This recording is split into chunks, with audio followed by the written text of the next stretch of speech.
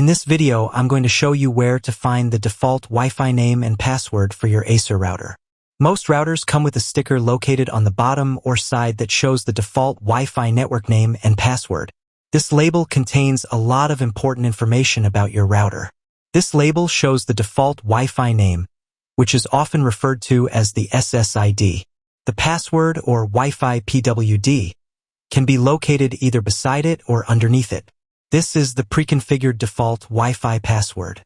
If a network name is visible and doesn't necessitate a password, it suggests that the network lacks security.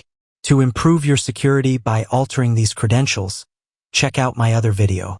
The link to the video can be found in the description below.